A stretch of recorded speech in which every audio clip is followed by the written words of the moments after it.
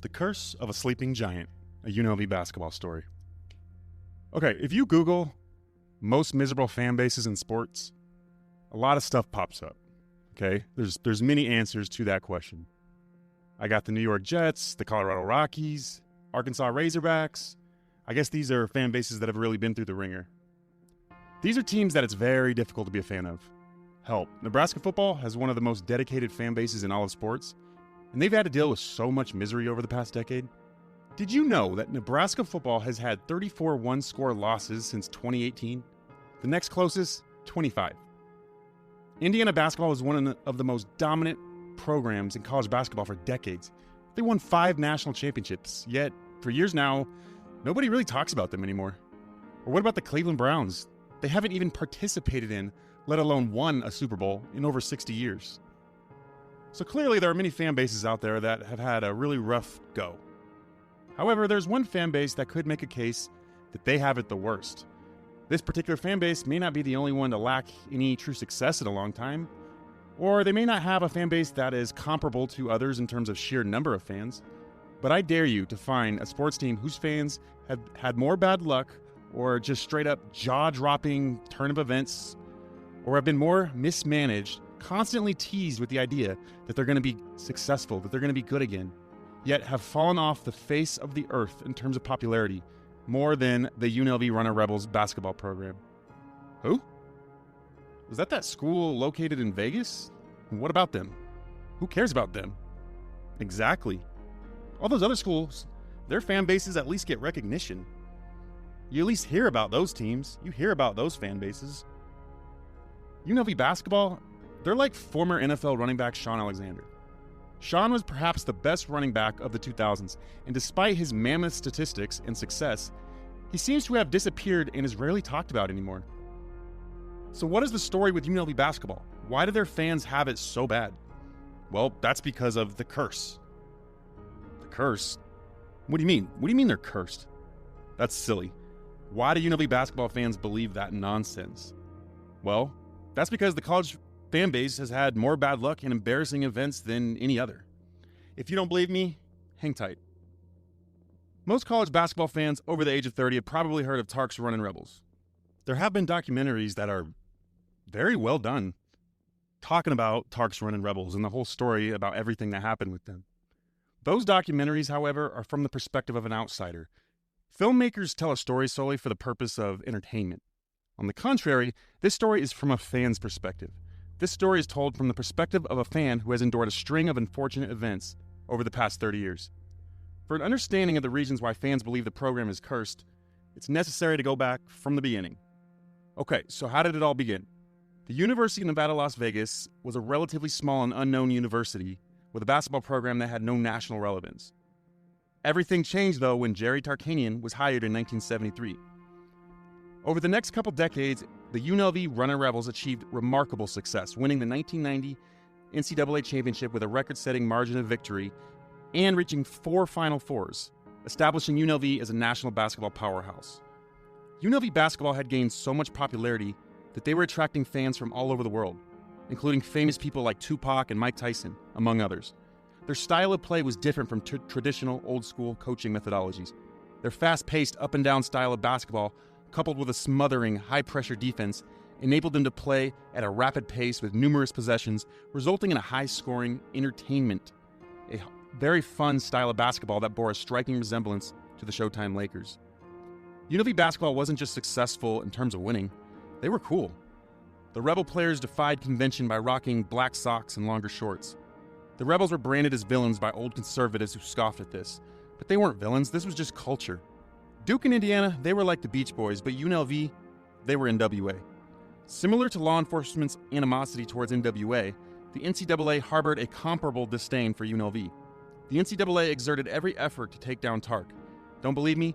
Well, as a result of the unjustified and unwarranted harassment, Jerry Tarkanian filed a lawsuit against the NCAA, which he eventually settled for $2.5 million in 1998. But I will get more into that in a minute.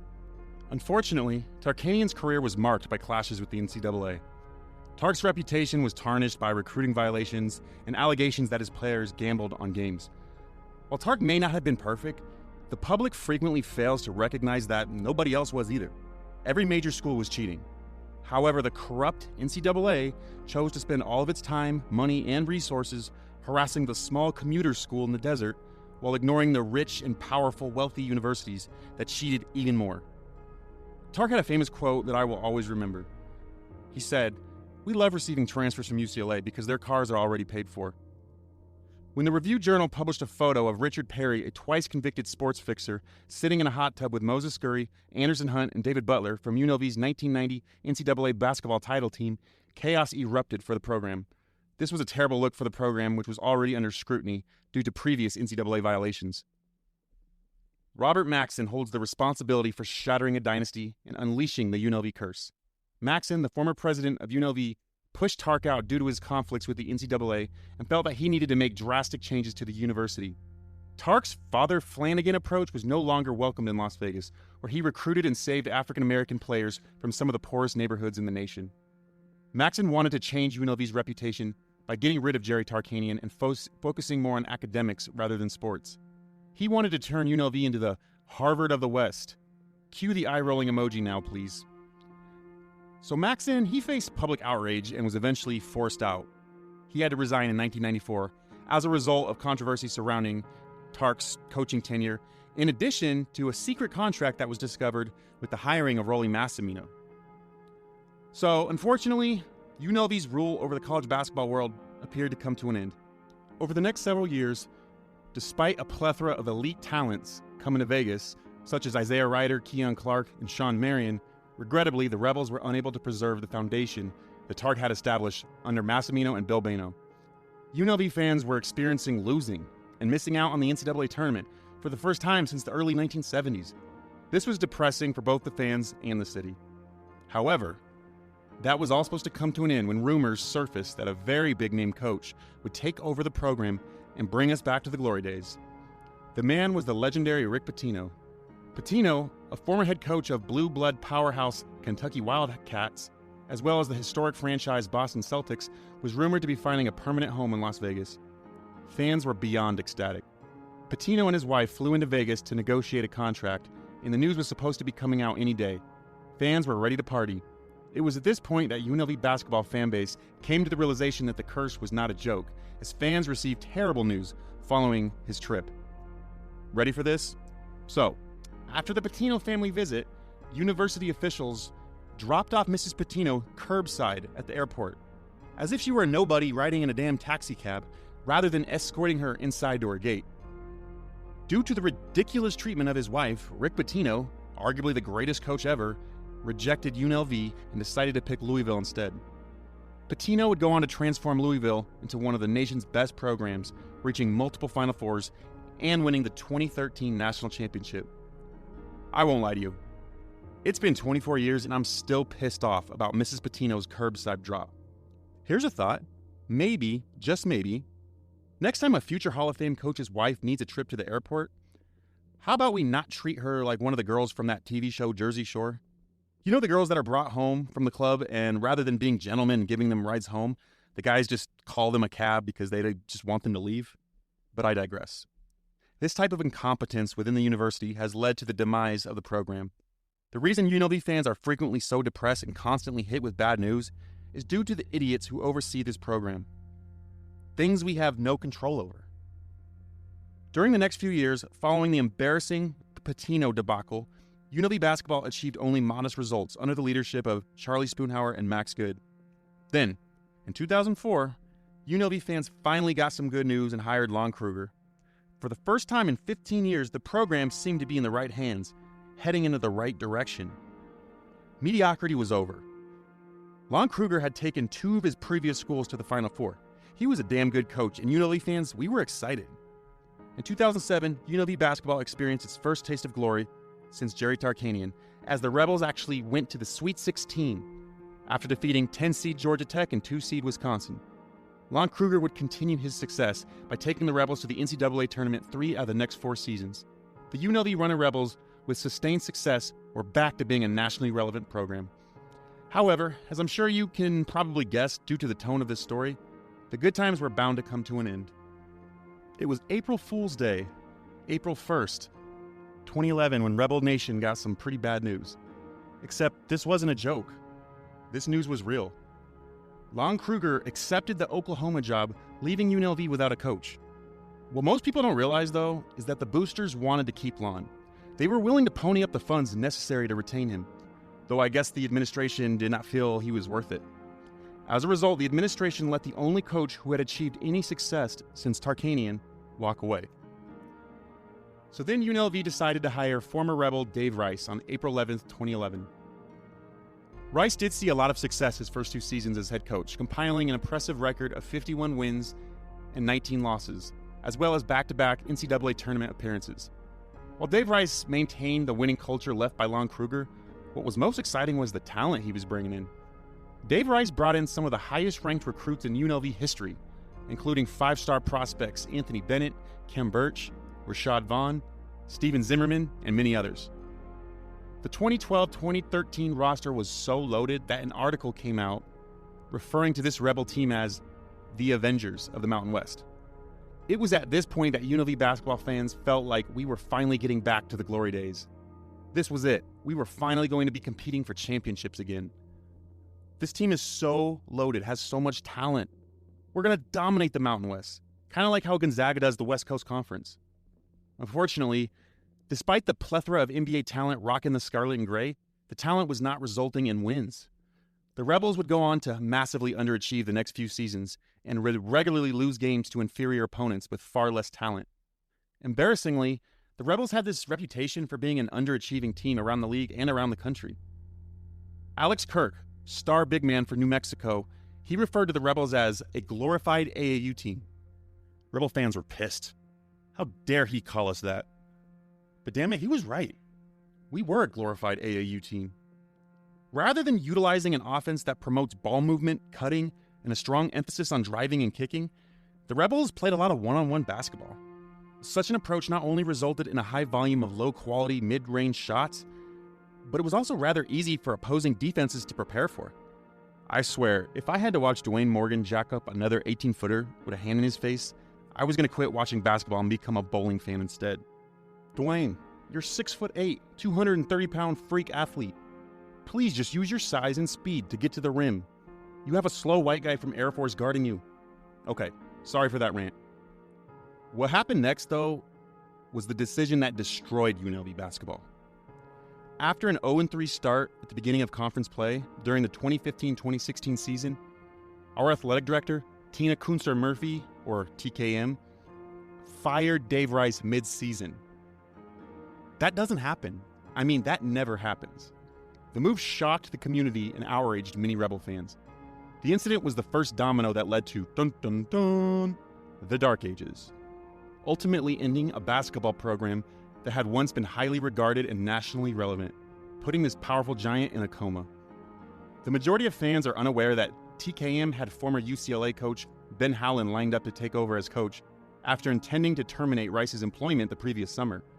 But in the end, TKM gave Rice an additional year after thousands of fans, including myself, vehemently stated our wish to keep him. However, since TKM sought to eliminate him, he was under strict control. Basically, Rice's termination was essentially inevitable. One of the worst and most poorly executed coaching searches in college basketball history took place after Rice was fired. Just like in 2001, a big-name coach surfaced as a candidate, and fans got excited. Mick Cronin, the Cincinnati coach who compiled nearly 300 wins and 9 consecutive NCAA tournament appearances, was rumored to be the next coach at UNLV. Cronin flew into Vegas to negotiate his contract, and it was nearly a done deal. Unbeknownst to UNLV and their fans, Cronin was only using UNLV as leverage to get more money from Cincinnati. Once again, the news that Cronin would be signing an extension with Cincinnati shattered the hopes of UNLV fans. The depression from losing out on Cronin seemed to be short-lived, as soon after, UNLV hired Chris Beard from Arkansas Little Rock. Beard was a very intriguing hire. He had just led a small school to the NCAA tournament, where he would create a big splash by defeating the 5th-seeded Purdue. Beard was renowned for being a fierce, tough, and hard-nosed coach whose personality and methods appeared to be modeled after those of Bobby Knight and Frank Martin. UNLV fans believed they had found their guy. What happened after that was one of the most embarrassing and mishandled series of events that made UNLV and the state of Nevada look like a giant joke. Though, what I'm about to tell you is not a joke. This literally happened. TKM and Chris Beard needed to get approval from the Nevada Board of Regents and that he was deserving of his promised salary. So they actually had to stand before a committee of old clowns who don't know a damn thing about college athletics and convince them that he is worthy of a 5-year, $5.75 million contract. A major university would offer a contract far more lucrative than this one. If he had worked at literally any other large school, large institution, he would never have encountered this situation. This incident destroyed the university's reputation, so it was removed soon after. Now the president can approve it. So you think that's bad? Well, trust me, it gets better. And if that was not embarrassing enough, the president of UNLV at the time was unable to pronounce Chris's name correctly, introducing him to the UNLV community as Chris Bird during the press conference. What an absolute joke that a president does that. Look, I get it. Everybody makes mistakes, but some mistakes should just never happen. Following these events, Beard would meet with all the players, and his aggressive personality resulted in the majority of them bouncing and entering to the transfer portal. It was at this time that the next domino would fall. 19 days after bringing in a rising star to revitalize UNLV men's basketball team, Tina Kunzer Murphy received a phone call that every athletic director dreads. Texas Tech's athletic director, Kirby Hocutt, reached out to TKM to inquire if it would be okay if he spoke with Beard regarding their recently available head coaching position. This is bad. Really bad. Texas Tech is literally Chris's dream job, and it's where his family resides. The outcome of that phone call made national headlines and further damaged UNLV's reputation. What was TKM's response? "No, you do not have permission to talk to Chris. Are you kidding me? I just hired him." And then Kirby said what I think we would all respond with. "With respect, ma'am, I was only giving you a courtesy call." Therefore, Beard faced the toughest choice of his career for 24 hours, captivating college basketball fans. Should he honor his 5-year UNLV commitment made days before at tremendous personal sacrifice? Should he choose a dream job in his home state, even if it meant breaking his promise and leaving the Rebels scrambling? Beard decided the next morning, and his helpers boarded a charter jet for Lubbock, unaware that this decision would significantly change two programs. So there you have it. Beard gets hired by UNLV, has to deal with this clown show in Vegas, drives all of our players away, only to bail on us to take another job.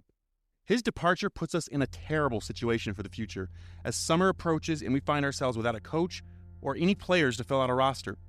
So what ended up happening to Chris Beard? He goes on to lead Texas Tech to back-to-back Final Fours and is considered today to be one of the best coaches in the game. What happened to UNLV? Well, let's just start who UNLV replaced Bird with. The marvelous Marvin Menzies. Okay, so now starts the dark ages, right? So it really goes downhill from here. So Marvin's first year, the Rebels put together a roster that had talent comparable to a Division II school. Rebel fans were accustomed to witnessing Anthony Bennett throw down Shaq-like dunks, or Ken Burt's bouncing shots off the backboard like they're ping pong balls.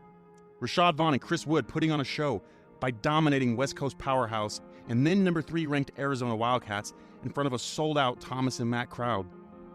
However, those days were gone. Now we're stuck having to watch our 6'5" center with a 26-inch vertical get out-rebounded by the backup center at UC Santa Barbara. UNLV got their first rematch with Duke since the depressing national championship loss in 1991. So how did that much-anticipated rematch go? The Rebels lost by an embarrassing margin of 49 points, with the final score of 94-45. Yeah, that was really bad. That was really embarrassing. There once was a time when the Rebels were considered heavy favorites against the Blue Devils, if you could believe it. But now, their Waterboy would give us 20. Menzies would end up going 48-48 in 3 years as head coach, resulting in his firing in 2019. However, it wasn't just the lack of success and winning that resulted in his dismissal. Menzies was well known for spending time at the bars and nightclubs when he should have been out recruiting or watching game film. I remember meeting former Rebel Jalon Kendrick and asking him what his thoughts were on Menzies. His response, "Oh, he's an alcoholic." That was it. That was the whole response. So let's think back a little. TKM fires Rice, a beloved former Rebel, mid-season, infuriates a fan base, and then goes on the most dysfunctional coaching search in sports history, completely embarrasses the university multiple times, only to end up with Marvin Menzies, despite having months to find a coach. Okay, so Things can only get better for UNLV now, right? Well, just let's see what happens next. After a disastrous 3 years for the Runnin Rebel program, Menzies was replaced by TJ Otzelberger, who was a promising young coach who had previous success at South Dakota State. What would end up happening would make UNLV haters fall out of their seats laughing. Following a disappointing first couple of seasons from Otzelberger and his team, where they went 29-30 overall and 20-16 in conference, UNLV fans were shocked to learn that TJ Otzelberger was leaving UNLV to take a coaching position at Iowa State, a job that he allegedly knew he was taking the entire season. Therefore, he was just in cruise control, not putting forth his full effort to try and win games for us. Wait, what? No. Did this really just happen?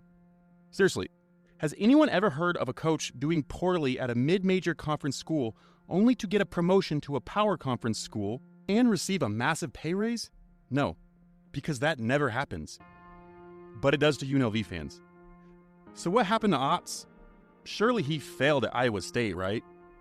Since he had a losing record in the Mountain West. I mean, right? Nope.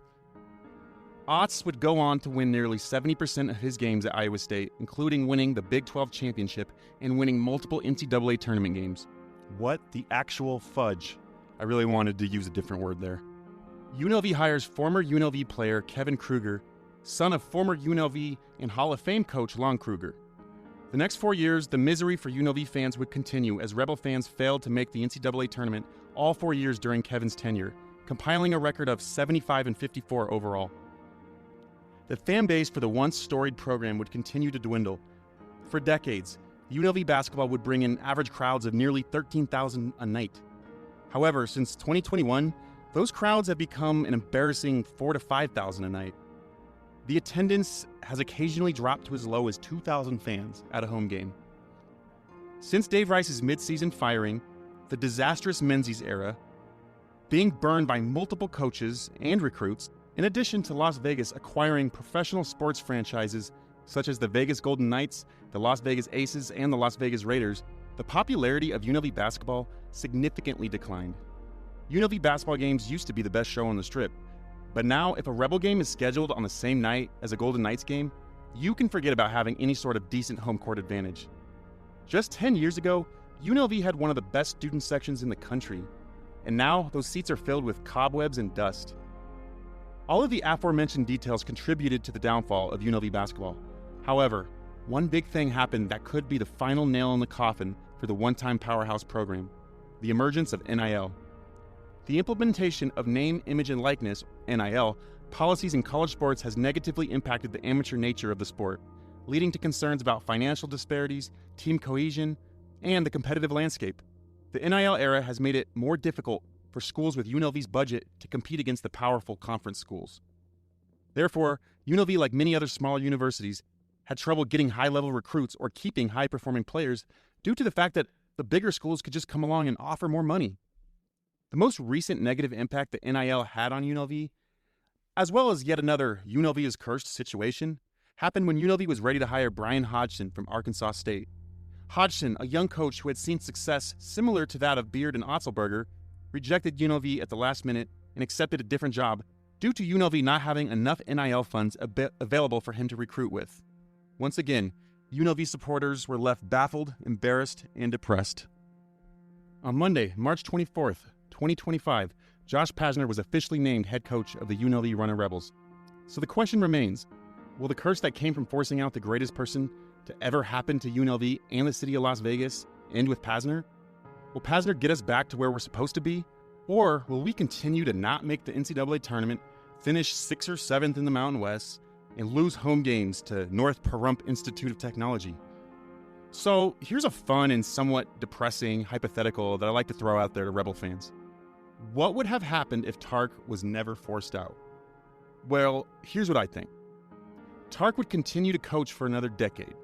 During that time, he would have multiple NCAA tournament runs, a few Final Fours, and another championship or two. We would have alumni with their jerseys in the rafters, such as Sean Kemp, Gary Payton, Jason Kidd, Lamar Odom, Lloyd Daniels, and Ed O'Bannon. In 2001, Tark retires. Rick Pitino's wife would be escorted to her gate on a red carpet with doves and rose petals tossed in the air, Pitino would become our new head coach. He would continue Tark's success until 2016 when he decides to leave after, I don't know, some NCAA violations or something. That's when Brad Underwood, or another big-name coach, would take his place. By 2025, the UNLV Runnin Rebels basketball team and program would be in the same category with Duke, North Carolina, Kansas, and Kentucky as a certified blue blood program. All of this started by Jerry Tarkanian in 1973. So that's what I believe would have happened had he never been forced out. Okay, so why is the title of this story called A Sleeping Giant? I'll tell you why. Because once the curse is uplifted and the team starts winning again, the fans will come back. The Rebel chants will be so loud opposing teams won't be able to hear themselves think. Las Vegas, the entertainment capital of the world, will rally behind its lone university, and the giant will awaken. Or at least one can dream. This is the Rebellion Podcast. Thanks for listening.